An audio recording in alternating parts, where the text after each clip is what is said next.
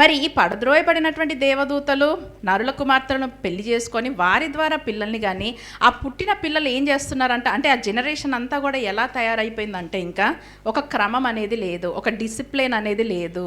చూడండి, దేవుడు ఖచ్చితంగా కోరుకునేది ఏంటంటే దేవుని బిడ్డల దగ్గర నుంచి క్రమాన్ని కోరుతున్నాడు.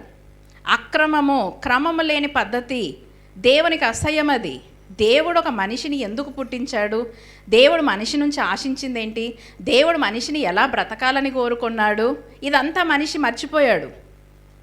అసలు రాను రాను నోవాహు కాలానికి వచ్చేసరికి పరిస్థితులు ఎలా అయిపోయాయంటే మనల్ని సృజించిన వాడు ఒకడు ఉన్నాడు, మనల్ని సృజించిన దేవుడు ఒకడు ఉన్నాడు, మరి ఆయన మనల్ని శిక్షిస్తాడు, మనల్ని దండిస్తాడు అన్నటువంటి జ్ఞానము లేని వారిగా క్రమము తప్పినటువంటి జీవితంలోనికి వెళ్ళిపోయిన పరిస్థితి నోవాహు కాలంలో జరిగింది. ఏంటంటే ఈ భూమి మీద ఉన్నటువంటి మనుషుల యొక్క హృదయ తలంపులంట ఎల్లప్పుడూ కూడా చెడ్డదే.